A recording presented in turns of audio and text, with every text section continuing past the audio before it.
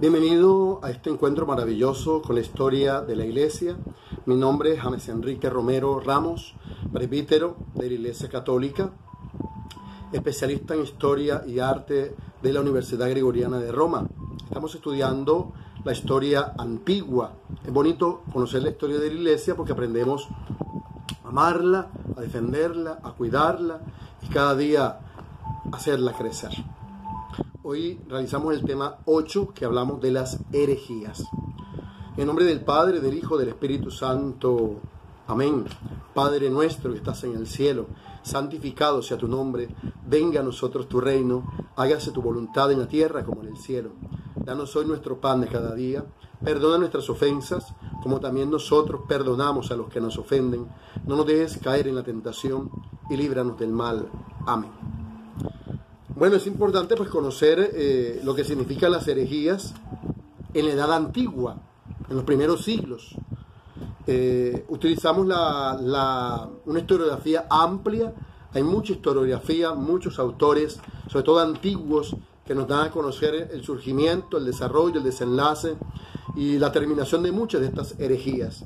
Sobre todo en Eusebio de Cesarea, el padre de la historia eclesiástica, que en su historia eclesiástica en el siglo IV encontramos mucha información sobre ellas. También tomamos un autor mucho moderno, Norman Tanner, Breve Historia de la Iglesia Católica, así como también el Manual de Historia de la Iglesia de Juan Álvarez Gómez, que nos puede servir también como apoyo para el estudio de estas herejías. Ahora, la palabra herejía, que viene del griego heresis o airesis, significa elección, elección. Según el Catecismo de la Iglesia Católica, pero también según el derecho canónico de la Iglesia, dice que es una negación pertinaz, después de recibir el bautismo, de una verdad que ha de creerse con fe divina y católica, o la duda pertinaz sobre la misma. ¿Ok? Negación pertinaz o duda pertinaz después del bautismo. En otras palabras, es un juicio erróneo sobre una verdad de la Iglesia.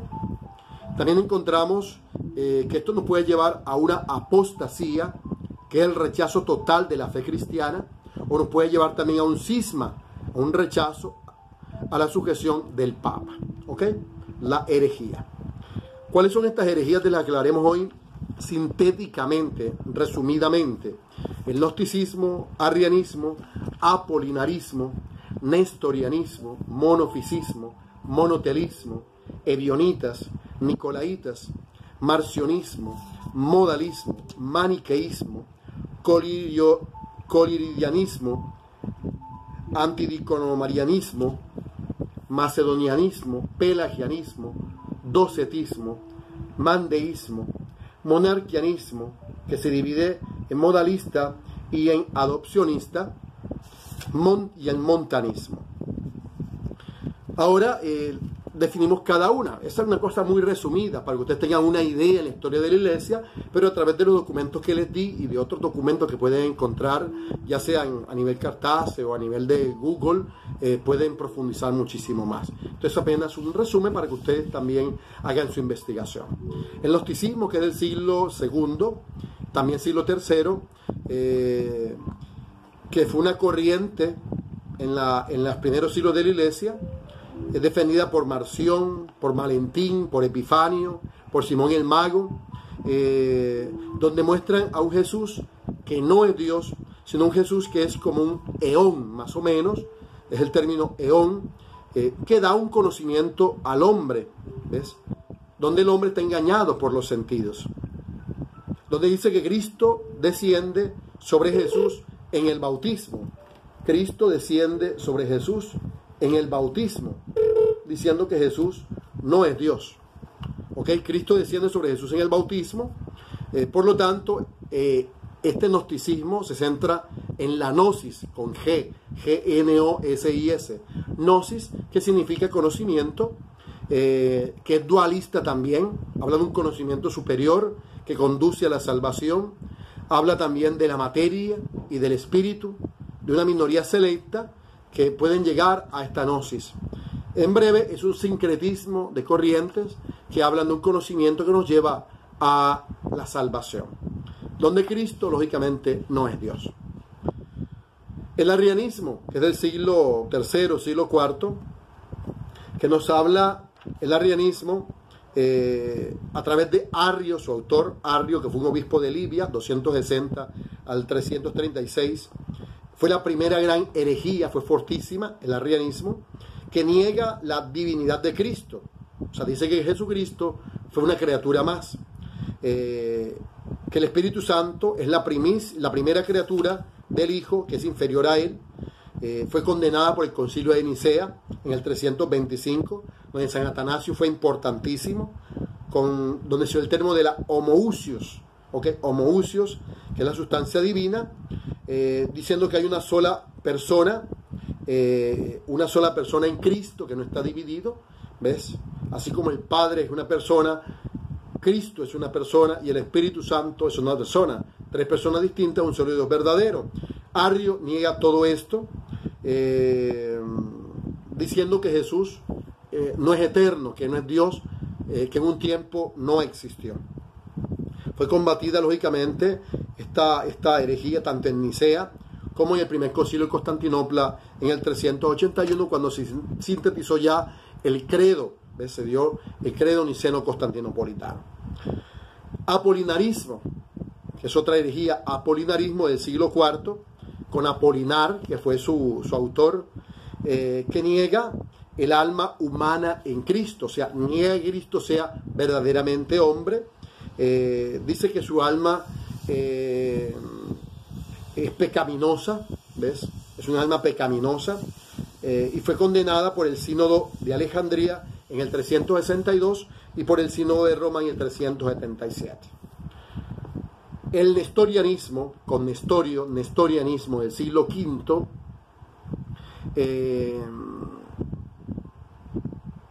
habla de dos personas en Cristo. O sea, que en Cristo hay una persona divina y una persona humana, está dividido, ¿ves? Por lo tanto, dice también que María no es la madre de Dios, sino que María es la madre de la persona humana de Cristo, ¿ves? Herejía que fue condenada en Calcedonia 451 y sobre todo en Éfeso 431, cuando se definió a María como la Theotokos, la madre de Dios. Luego tenemos el monofisismo, una doctrina errónea, herejía, predicada por Eutiques, un monje que murió en 454 del siglo V, también siglo VI. Monofisis, una sola naturaleza. Habla de una sola naturaleza en Cristo, que es la naturaleza divina. Dice que Cristo es Dios, mas no es hombre. Fue condenada en Calcedonia 451 y en el segundo concilio de Constantinopla en el 553. Otra herejía, el monotelismo, mono, uno, telos, voluntad, siglo VII, predicada por Sergio, el patriarca de Constantinopla, al igual que por el emperador Heraclio. Habla de una sola voluntad en Cristo, o sea, la voluntad divina. Fue condenada por el tercer concilio de Constantinopla en el 680 y 681.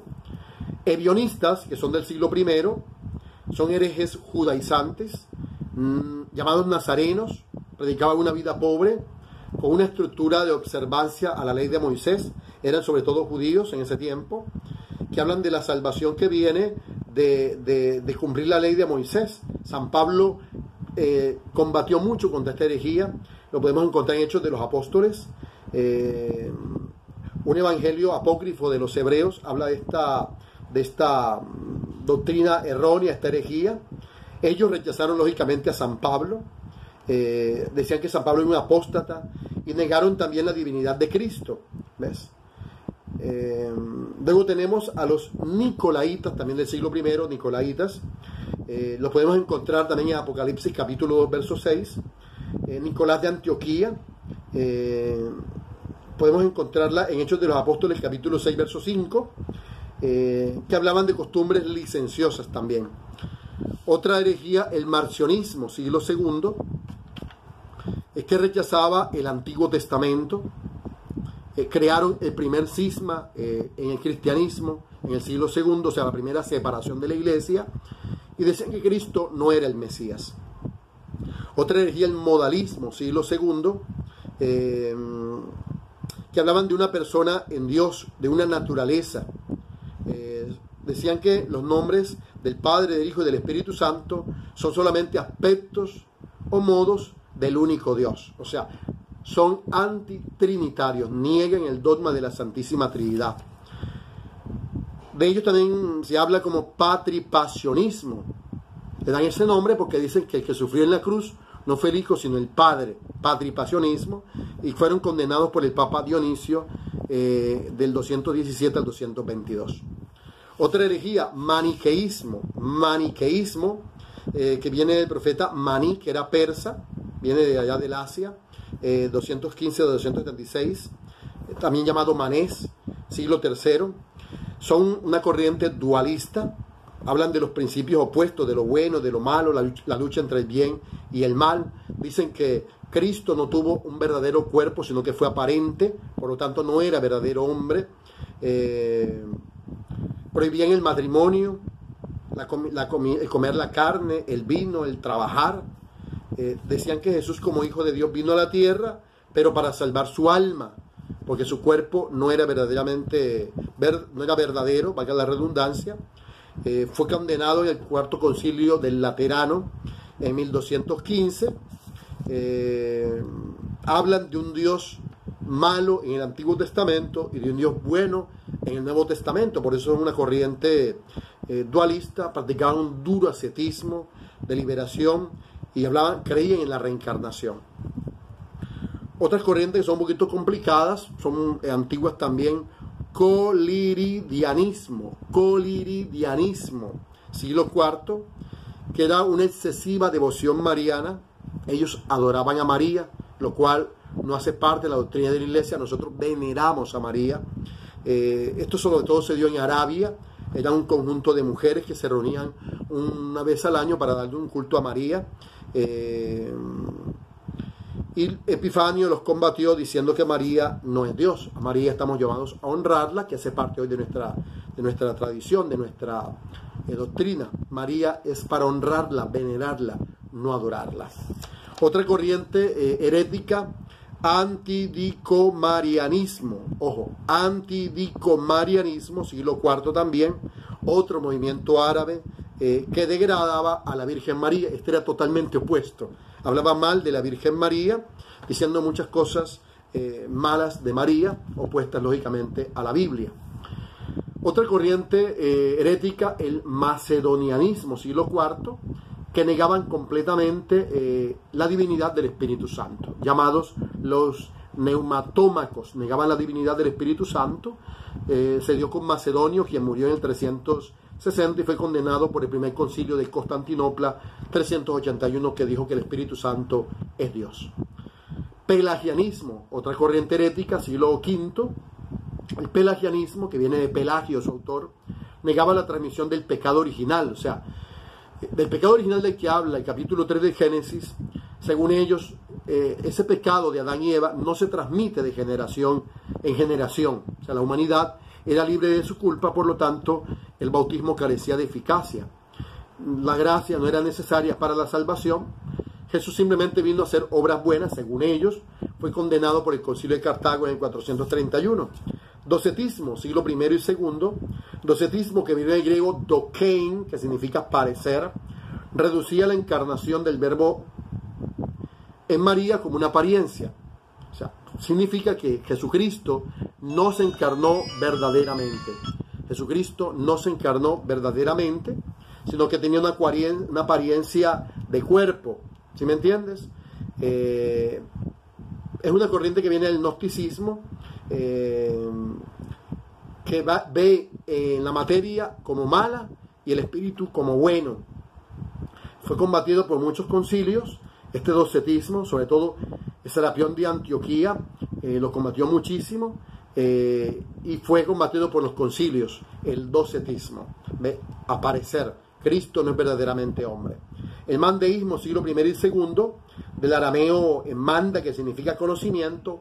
Otra corriente gnóstica, llamado también los nazarenos, eran sincretistas, o sea, unían varias corrientes cristianas, evangélicas, gnósticas y de otras corrientes, donde decían que el alma estaba cautiva en el cuerpo, un poquito del platonismo o el nuevo platonismo. Necesitaba el conocimiento revelado para la salvación, y el Redentor, el mediador, simplemente ayuda a un paso de las almas a otra esfera. Por eso les digo, es una corriente gnóstica del conocimiento, el mandeísmo.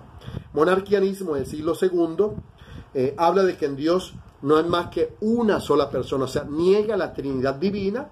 Este monarquianismo se divide en modalismo, del cual ya hablamos, de los modos de Dios, y del adopcionismo, que es, lógicamente, que muestra a Dios, a Cristo, como un hombre que nació de manera sobrenatural en María y que en el bautismo fue adoptado por Dios. Por eso se llama adopcionismo. Dios lo adoptó a él como hijo en el bautismo, pero no es verdaderamente Dios. Fue condenado por el primer concilio, el segundo concilio de Nicea, 787, y el concilio de Frankfurt en 1794. Finalmente, el montanismo siglo II, que viene de Montano, un profeta del Asia Menor, Frigia, de tendencia apocalíptica, que habla de la Santa Jerusalén, del Apocalipsis, la nueva Jerusalén que vendría de los nuevos tiempos, con una ascética intensa, ayuno, pureza, hasta martirio. De hecho, ellos convirtieron a muchos, entre ellos a Tertuliano, que fue un gran escritor eclesiástico del 207, se convirtió al montanismo porque eran muy practicantes de la ascética, de las disciplinas penitenciales. Entonces todas estas corrientes iban en contra de la iglesia. En los primeros tiempos fueron combatidas. Gracias a ellas, lógicamente, al combate que se tuvo con ellas, hoy tenemos una doctrina clara, pura, que es la doctrina de la Iglesia Católica. Para sintetizar, tenemos en el siglo I mandeísmo, ebionistas, nicolaístas y el docetismo. Siglo II, monarquianismo, gnosticismo, marcionismo, montanismo. Siglo III, arrianismo, maniqueísmo. Y siglo IV, siglo V, apolinarismo, macedonianismo, nestorianismo, monofisismo, pelagianismo, coridinianismo, antidicomarianismo y muchos más. Esto lo podemos profundizar a través de las lecturas que les he dado y a través de otras que pueden encontrar, porque hay mucha historiografía de esta historia de iglesia antigua que es bellísima. Entonces, un resumen para que ustedes puedan profundizar en él y conocer a su iglesia. Dios te salve María, llena eres de gracia, el Señor es contigo, bendita tú eres entre todas las mujeres, bendito es el fruto de tu vientre Jesús. Santa María, Madre de Dios, ruega por nosotros pecadores, ahora y en la hora de nuestra muerte. Amén. Y la bendición de Dios Todopoderoso, Padre, Hijo y Espíritu Santo, descienda sobre ustedes y permanezca para siempre. Nospi.